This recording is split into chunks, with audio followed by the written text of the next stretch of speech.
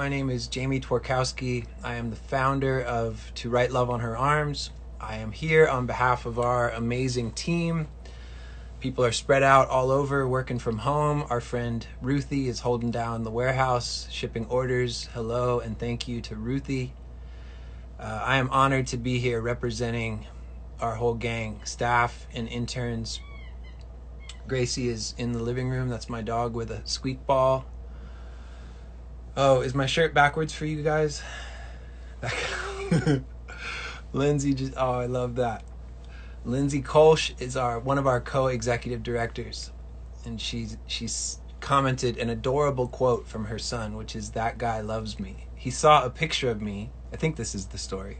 He saw a picture of me and he said, "That guy loves me," which is like one of the best things someone could say. I'm sorry my shirt is backwards. I promise if you order one, it will not be backwards. So I'm sorry if I'm throwing you guys off. We have two awesome guests for you today. We have Lindsay's husband, Denny Kolsch. Denny is a longtime friend of mine, a longtime friend, former staff member of the organization. He is now a licensed mental health counselor and the co-founder of something called Peace Club based in Cocoa Beach, Florida. He will tell you more about that. He's also the chief clinical officer at Peace Club. They're doing really important, life-changing, life-saving work. So Denny is the opening act, and then we are going to get to JP Sachs, who is a newer friend to the organization. We were introduced to him at our Heavy and Light event a couple years ago, and his career has just taken off. He has one of the biggest songs in the world right now, along with Julia Michaels, who is also his girlfriend. And so I'm excited to talk not only to Denny, but also to JP.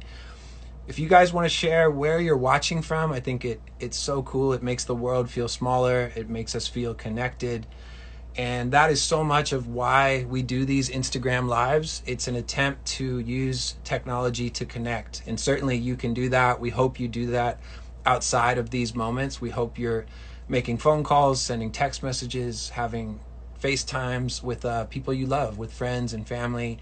We know that so many things are limited, so many things have been canceled, but we still want to reach out and connect with the people in our lives. We know that everyone needs a community, everyone needs a support system, even in, or maybe especially in this time when things are so difficult for basically everyone all across the planet.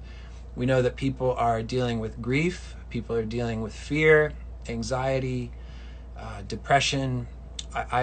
When I wrote about this, actually, sort of the words on my shirt, started to think about so many things being canceled, but also acknowledging that life was already hard, right? Life was hard 6 weeks ago and 5 weeks ago for people just dealing with life, dealing with mental illness. And so now for so many people, life is exponentially harder as we try to navigate our mental health in this time of uncertainty. So many people are out of work. We have people who are just trying to figure out their basic needs, trying to figure out how to pay rent and how to maybe feed their families.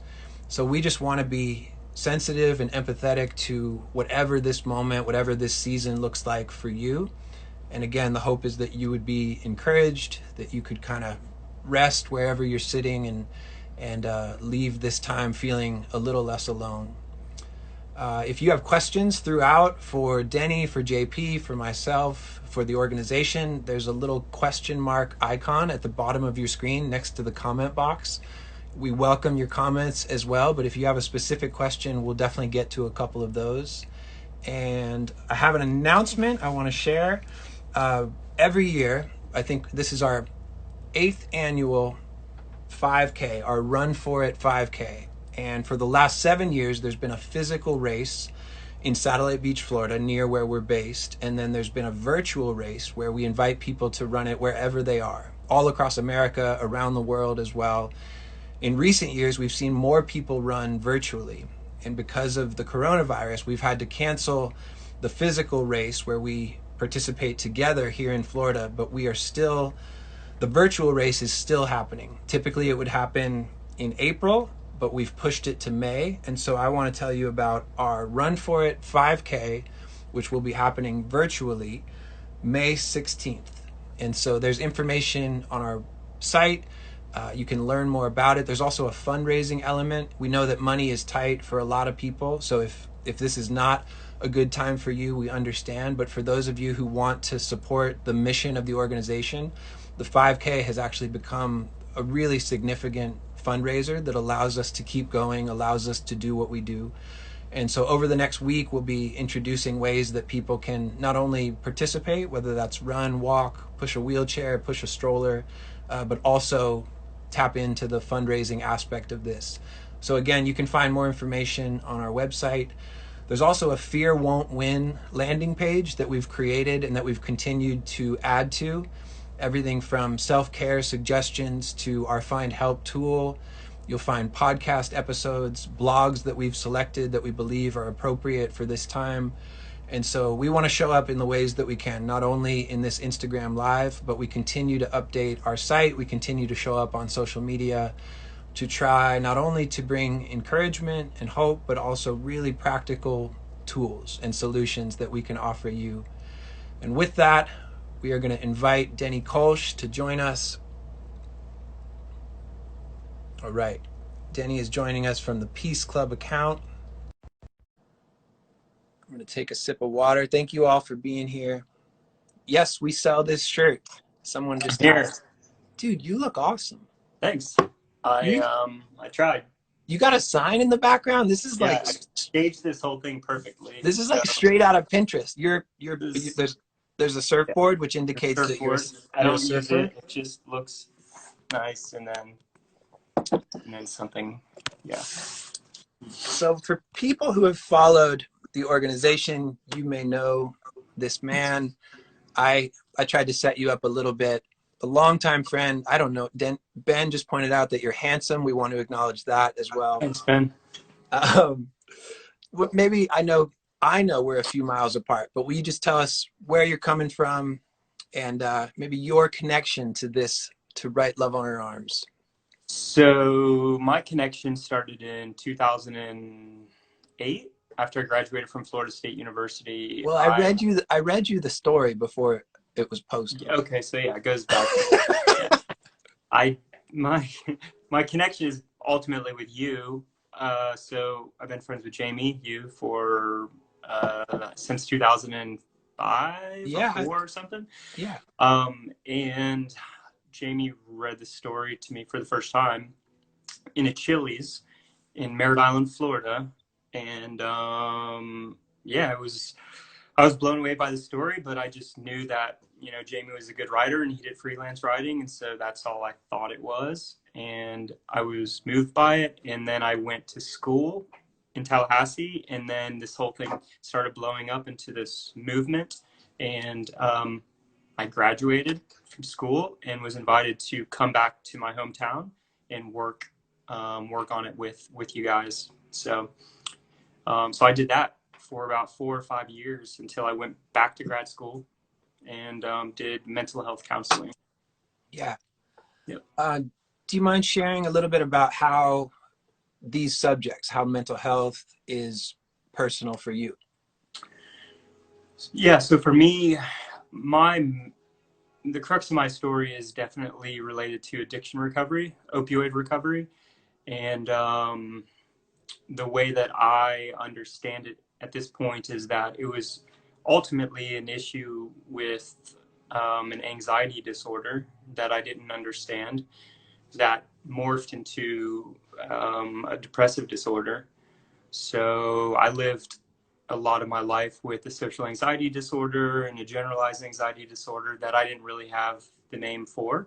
And I started finding solutions through substances when I was 16, 17, 18, and then it progressed.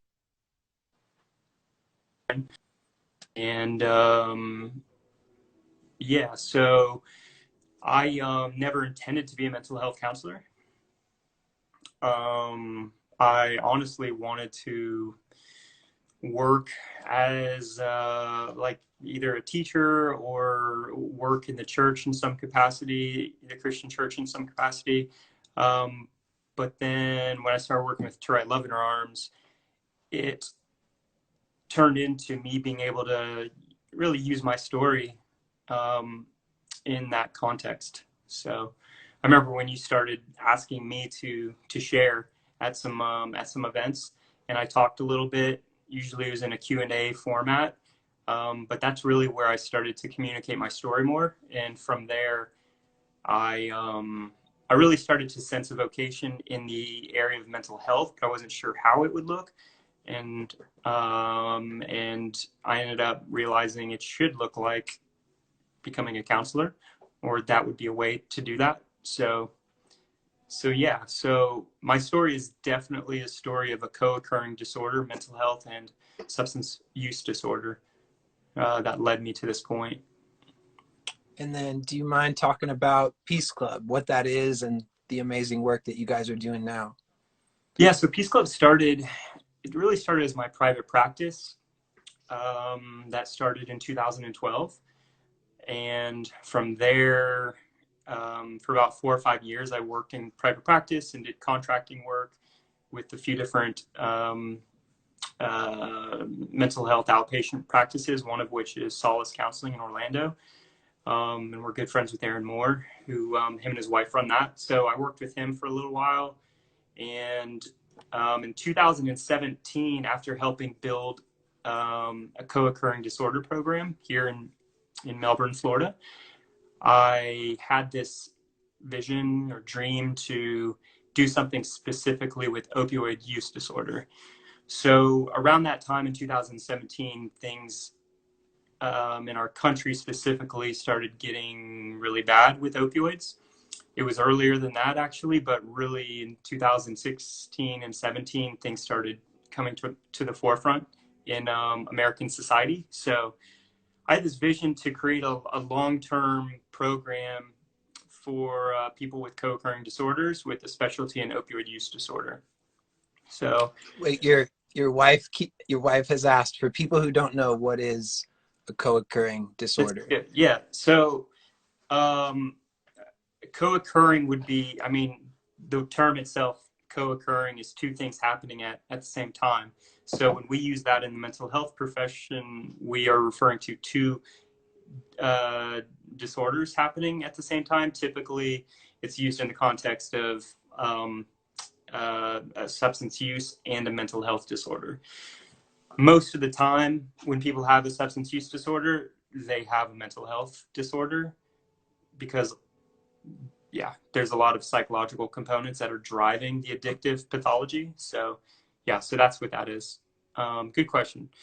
So, so yeah, the dream was to create a specialized program that would have a residential component to it for men and women. Men, the residential part would be included, and then women, we do outpatient programs for. So yeah, Peace Club was started by my brother-in-law and myself, essentially, and our wives helped support that as well. But yeah, we started it as really an attempt to uh, to deliver treatment in a new way, where we put more focus on the environment, the space, so the office space, the resident space, something that would put more focus on the long-term approach to recovery rather than like a 30 to 90-day program, which is what mostly has dominated the addiction industry. I know based on statistics and my own story that recovery from opioids takes a longer time. Typically, all addiction recovery takes longer for sure than 90 days. So the idea was to create a long-term recovery community, essentially. Yeah, So, I feel like. so yeah. Oh, no, go on. So that's where we're at now. We still have a recovery residence for men, and then our different levels of care. And when I say levels of care, I'm referring to like outpatient, intensive outpatient, and then partial hospitalization. and then supportive housing or community housing. Yeah. So So I feel like everyone, and this is a good thing. We're seeing so many stories about what recovery looks like and how challenging that must be in this season of coronavirus. yeah. And I think I want to get to sort of how that relates to the folks watching, but I wonder what has your work looked like and felt like over the last month, and maybe some of the unique challenges because of the season that we're in. Yeah, so specifically what I've experienced in my own life, I would say, which, a lot of clients are experiencing it on a totally different level right now because they're in a very early stage of recovery. But it's pretty critical when you're recovering from mental health or substance use disorders to have uh, a couple things in place. One of which is protective factors, what we call protective factors. So that's like social supports, family supports, jobs, things that give us meaning and purpose, um, a safe environment, safe home to live in.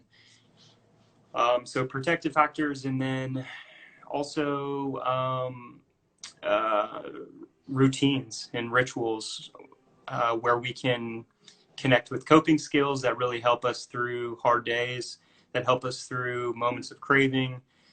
So this whole thing, this pandemic has like shaken the foundation of our everyday life pretty significantly, so that the protective factors are being shaken.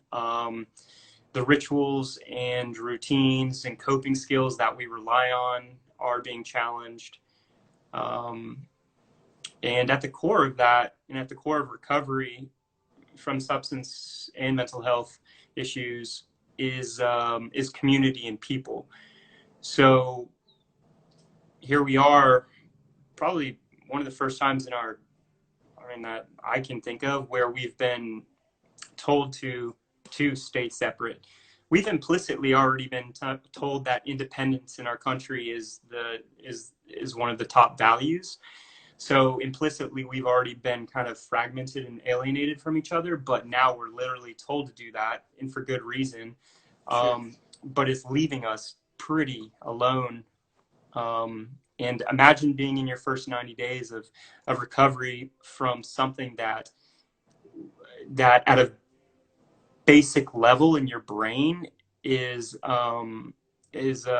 mean, it feels like you're fighting for your life. Your brain is tricked into thinking that opioids is a basic need. So your brain is in this state where it's thinking, I need opioids like I need water and I need food. So when you're in your first 90 days, and then all this is moving around you, it's extremely challenging for people. And for me, I can say that it's affected me in ways where, like I rely on like body movement and physical activity. So I was getting in a nice routine of going to the gym, um, and and then the gym's closed down. So then I'm like having to find out, okay, what do I do for that? Okay, let's make something in my garage. And so it works, but there's a transition there that can consciously and subconsciously affect how you're dealing with stress. So there's a lot of ways that it's affecting people. I've seen a lot of people relapse over the past 30 to 60 days.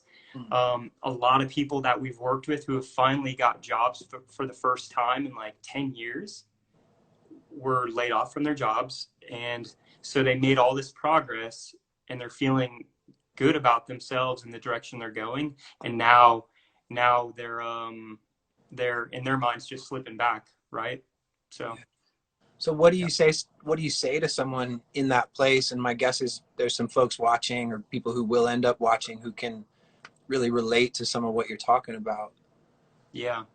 Um, so I think number one, you do need people around you, friends, counselors, mentors, just anyone that can help support you and support those protective factors in your life.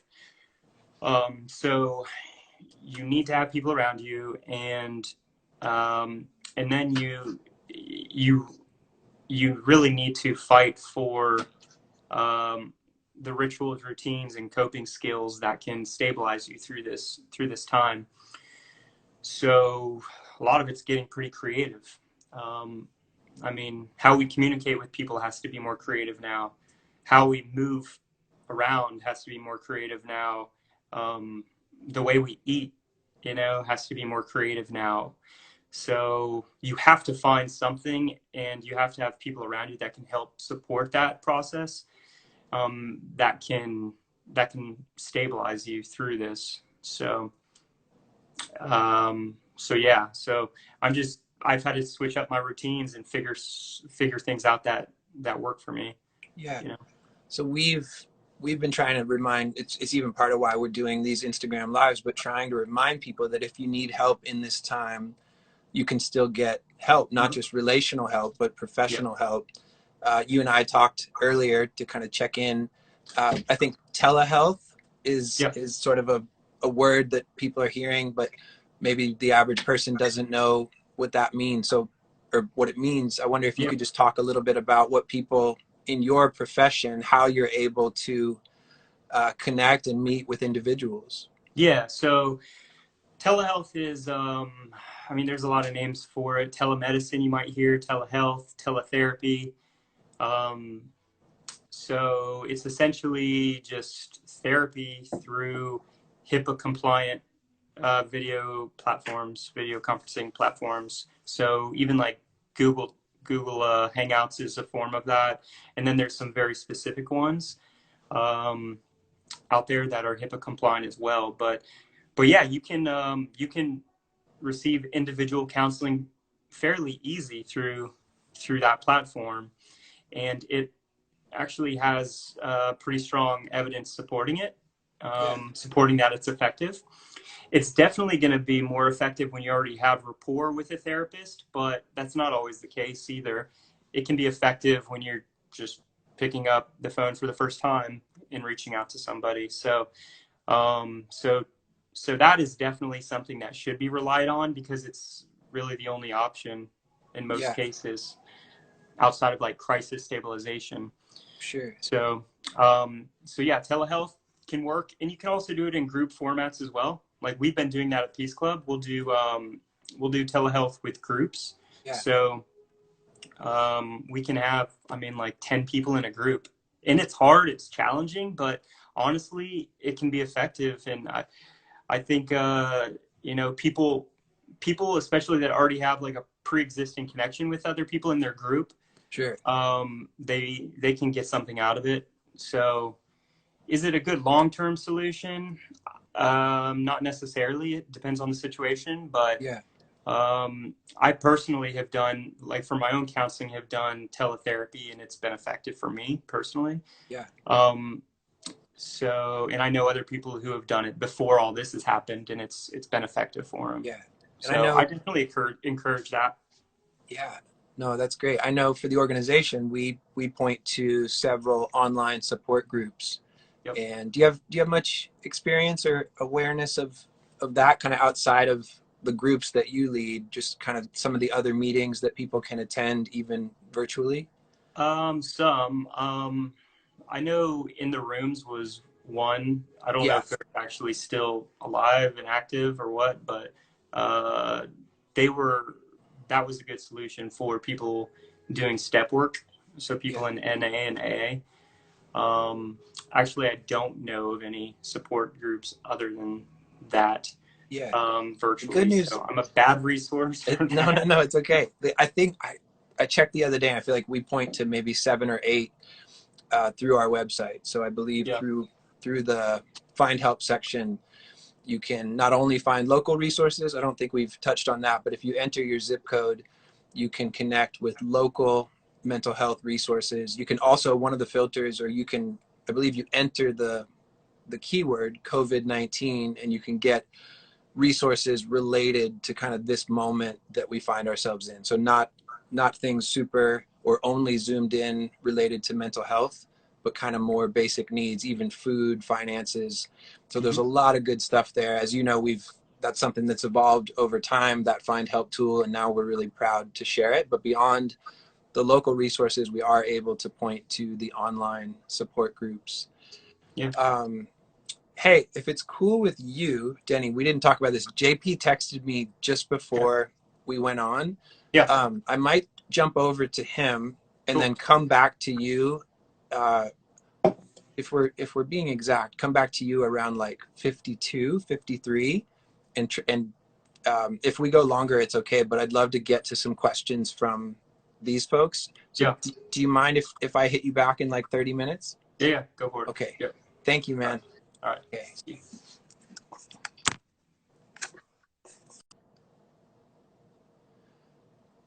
So that was Denny Kolsch. He is from Peace Club. If you don't already, please follow with Peace Club. That's the account that he was joining in from. We're gonna, like I said, we're gonna go back to him after our time with JP. Lindsay, who again is part of our team, is sharing the link for support groups from our website. So if you see that in the comments, or again, just if you find your way to our website, twaloha.com, there's so much good information. And if you click that find help button, you'll find so much in the way of resources and solutions. And now we're going to switch over. We're going to add Mr. JP Sachs, who is in Los Angeles. I'm going to add him now.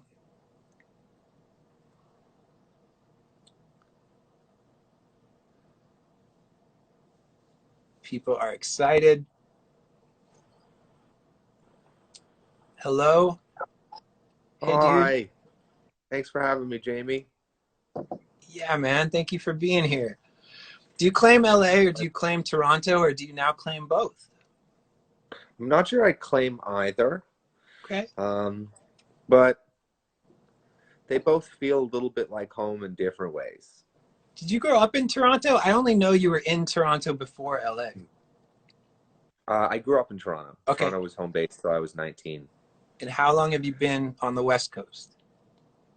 Since I was 19, so almost 8 years. Wow. One of the comments Yep. said you claimed Toronto. I think that was sort of like a mandate, like they were, or maybe they were encouraging you to claim Toronto. I mean, I'm from Toronto. Yeah. When people ask me where I'm from, Toronto is what I will say. This is so cool for me to do stuff like this with you. I still get such a nostalgic feeling doing anything to Right Love Under Arms related, because Yeah. as you know, when I was 19, before I moved to Los Angeles permanently, when I was just visiting back and forth, and there was a Heavy and Light concert at House of Blues Los Yeah. Angeles that I went to and saw Anis Mojgani and John Foreman and you, and was like, oh my God, like I want to be a part of events like this. Like I cannot wait to play one of these someday. Like this is the kind of thing I want to connect my music with, Yeah. like as my career grows. And here we are. Did you go with a friend that night? I went with a group of people from something called the Fourth Estate Summit. Yeah. Which Wait, I was. Invisible Yeah, I Invisible got to. Children put on. Oh man, that's one of my all-time favorite events. I actually got to speak at it, and so yeah, I loved Fourth Estate. That's so, I man, saw you speak at it. what a small world. I was at Fourth Estate 2012 at Yeah. UCLA Yep. before I moved to Los Angeles. This is when I thought I was like going to go into activism and work for NGOs. Man. Well, and then my introduction to you, I said it earlier, but you paid your way to come accompany Tanya Ingram, our friend, the amazing poet who also lives in LA. By the time it got to me, it was just, hey, Tanya wants to bring a friend and he's gonna add some music and sing with her. And it was like, oh, cool. Okay. I mean, okay.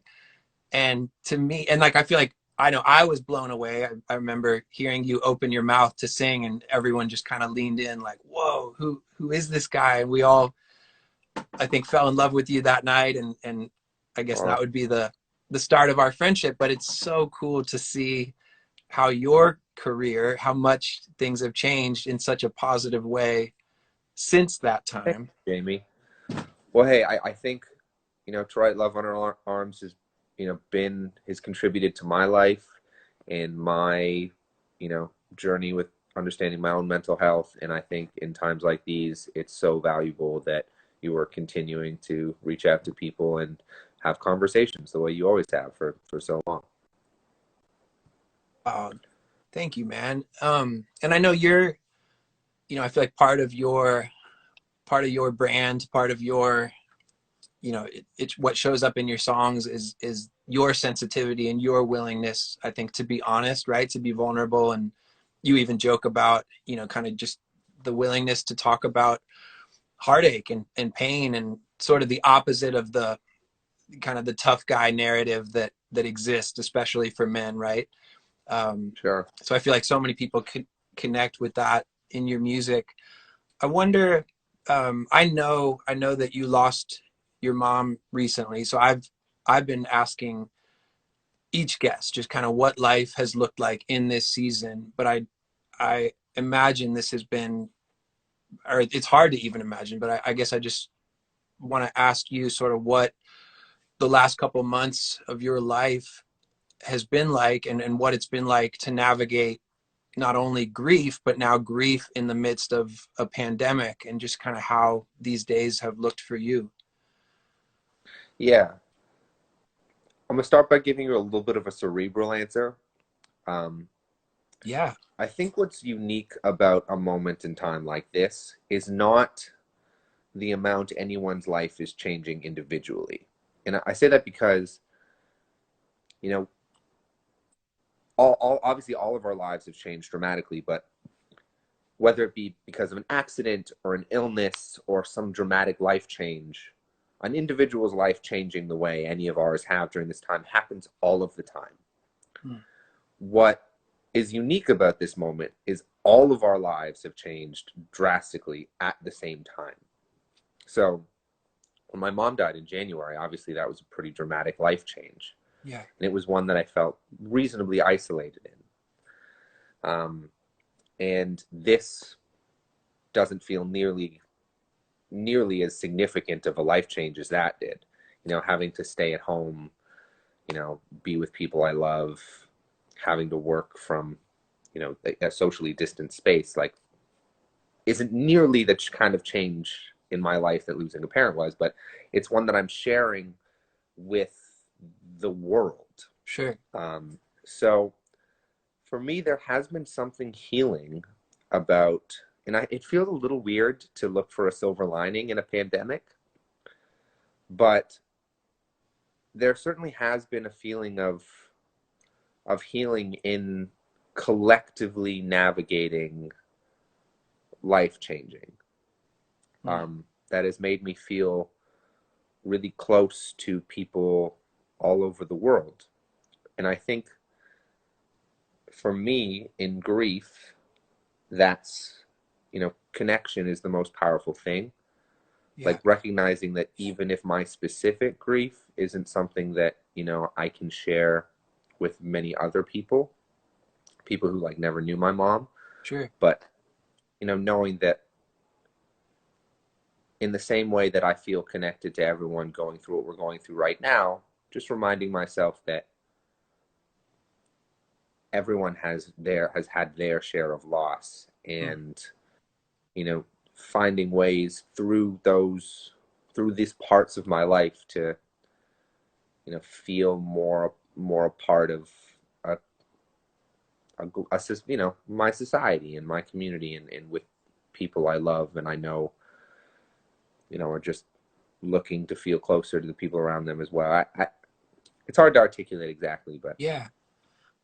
This is a question I've been trying to ask everyone.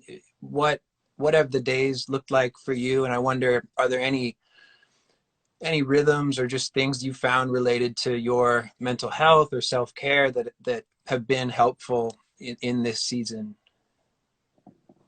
To be honest, I haven't exactly found a specific routine yet. I've definitely been taking environmentally irresponsible showers, but being like forgiving with myself about it.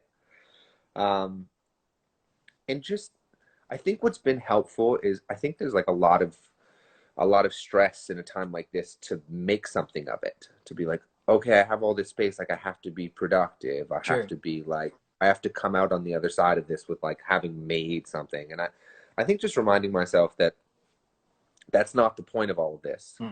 You know, there will be plenty of time throughout my life where being productive is the goal. And what's unique about this time is the quiet of it. Hmm.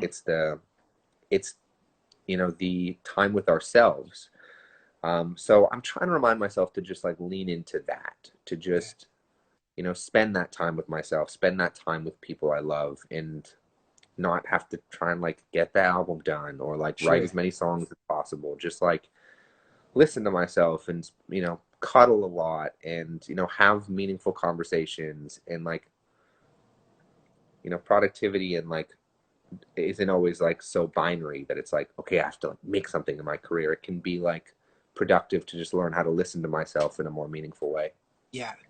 So there's a really fun variable that we haven't touched on. I feel like we jumped into a lot, but in the midst of all of this, in the midst of what you're navigating, what the whole world is navigating, you have one of the biggest songs in the world, which is called If the World Was Ending, which is wild. My mom asked, did he write that during this season, the coronavirus? And I said, no.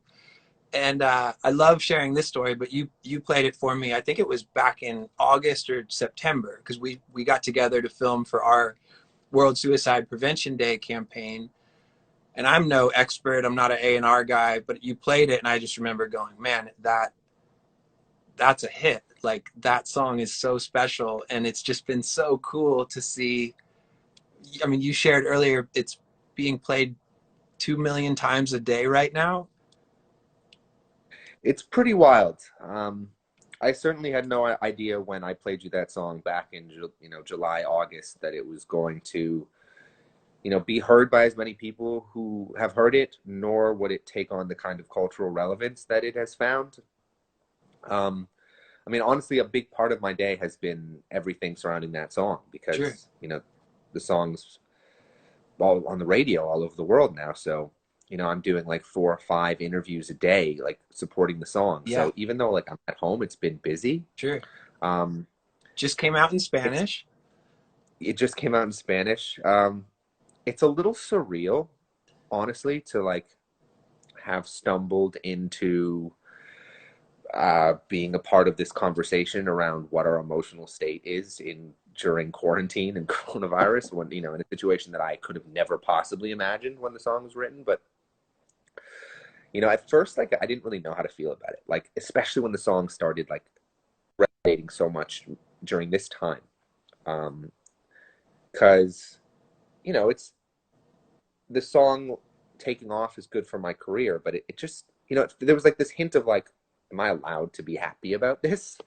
Yeah, yeah. But you know, what I've kind of come to is that the reason the song is resonating is because people want to feel connected to the part of themselves that puts love above all else. Hmm. Yeah. And I think that song, at least for me, it brings me to that part of myself.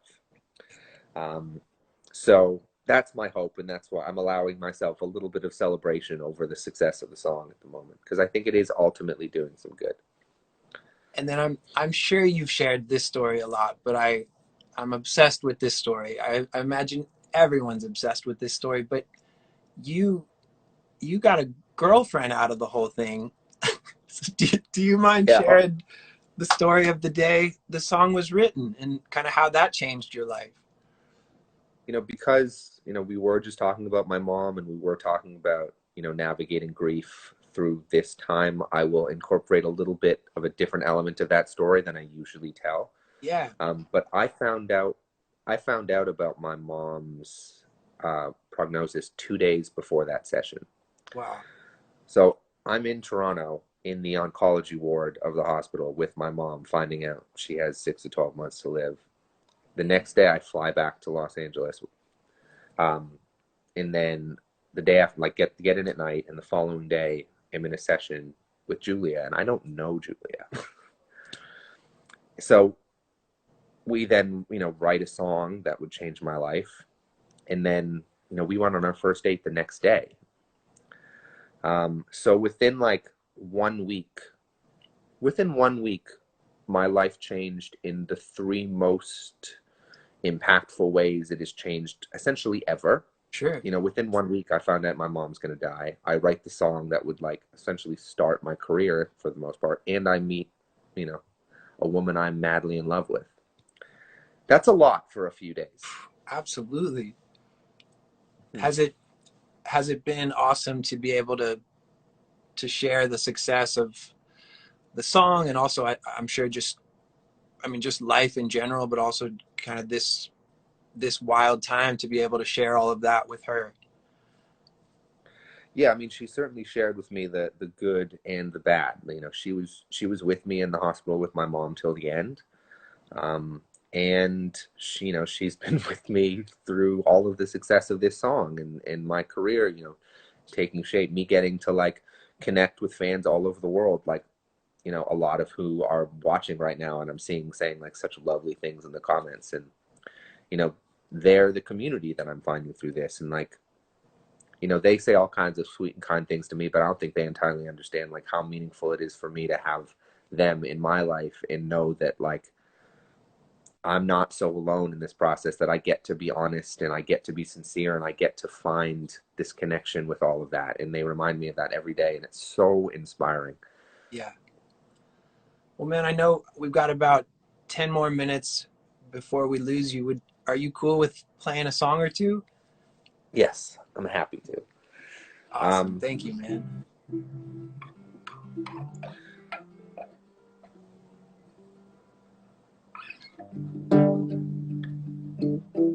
We'll play two. Okay, I'm going to shorten them a little bit just so go for it. we can get them in. I'm sorry I have to rush off. Julia and I have an interview with ABC. That's a big deal. I know, I'm excited about We're it. just warming you up for your big interview. It's never a warm up with you, Jamie. This is the real thing. That's the bullshit, you know. Tell the prepared stories and try and like find, you know, little tidbits of sincerity. And this is the talking to a friend and have it feel Thank you, really man. genuine. All right, we talked a little bit about you know, our understanding of our own masculinity and how that incorporates itself into being both strong and sensitive simultaneously. In this song, I think very much sums up where I'm at in re-understanding what it means for me to love another person, and that me loving another person doesn't mean me, you know, coming fully prepared and having myself all figured out and being a total rock. It means me allowing myself to be flawed in front of someone. So it's the song we'll play first, and then I'll play If the World Was Ending. Awesome. This one's called Hold It Together.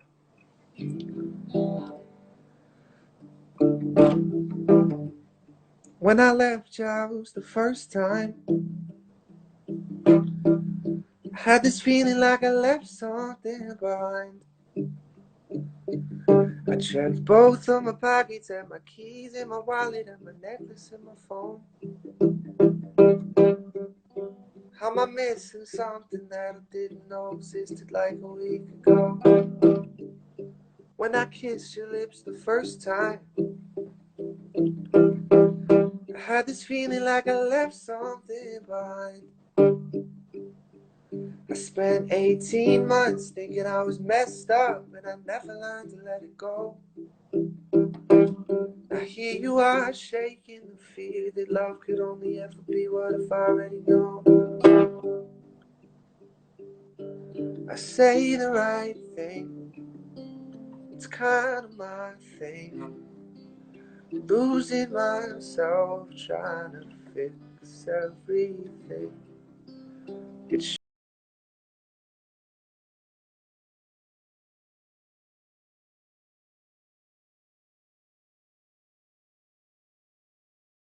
from my past.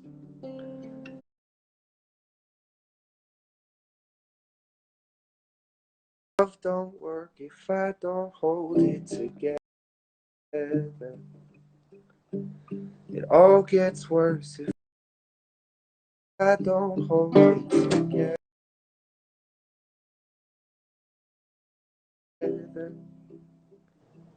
But I'm afraid to love this way forever. I wanna let you know me ways I never would have let her. Take my heart and we can hold it together. Right, before I keep playing, I want to make sure the internet isn't messing with us.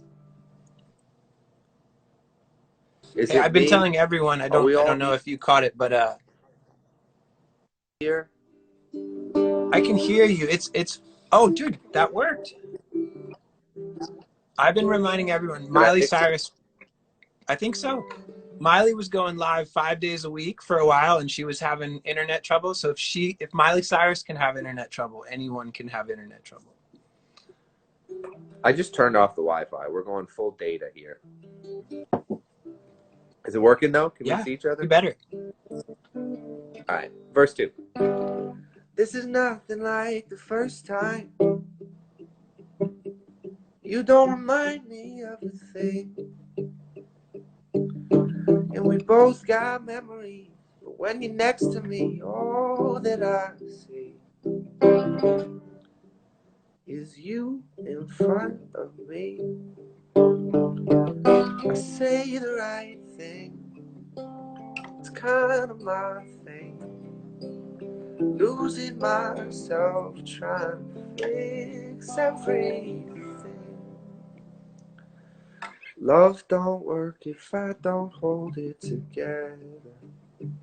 It all gets worse if I don't hold it together. But I'm afraid to love this way forever. I wanna let you know me ways I never would have let her. Take my heart and we can hold it together. Could this work if I don't hold it together? Of all my habits, I just like you better. I wanna let you know me ways I never would have let her. Take my heart and we can hold it together. Hold it together.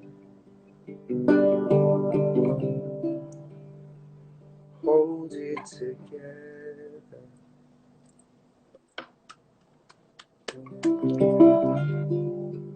Dude, there were so many positive comments for Data.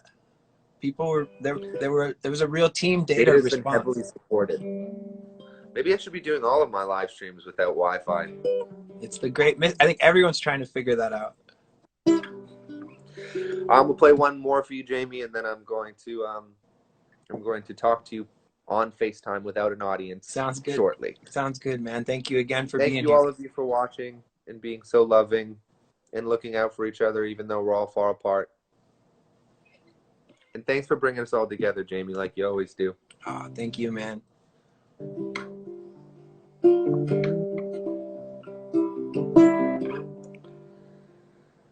I was distracted and in traffic. I didn't feel it when the earthquake happened, but it really got me thinking. Were you out drinking? Were you in the living room chilling, watching television? It's been in. I think I figured out how to let you go and let communication die out.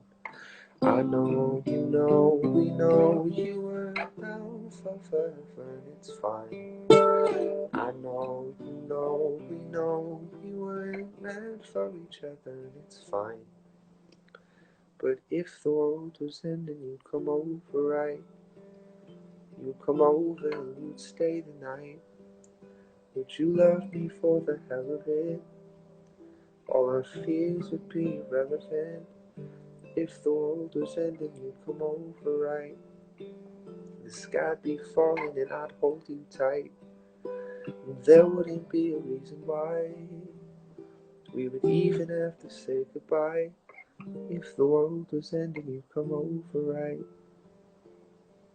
Right? If the world was ending, you'd come over, right? Right? I tried to imagine your reaction. It Didn't scare me when the earthquake happened, but it really got me thinking. That night we went drinking, stumbled in the house and didn't make it past the kitchen. Oh, it's been a year now, I think I figured out how to think about you without it ripping my heart out. And I know you weren't down for fun, it's fine. I know we weren't meant for each other, and it's fine. But if the world was ending, you'd come over, right? You'd come over and you'd stay the night. Would you love me for the hell of it? All our fears would be irrelevant.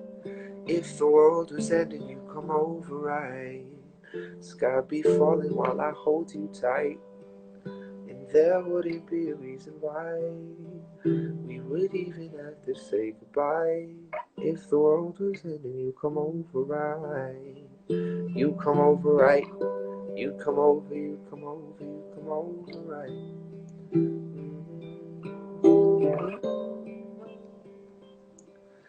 And I know we know you were down for forever, and it's fine. I know we were made for each other, and it's fine. But if the world was ending, you come over, right? You come over and you'd stay the night. Would you love me for the hell of it? All our fears would be irrelevant. If the world was ending, you come over, right? Sky be falling while I hold you tight.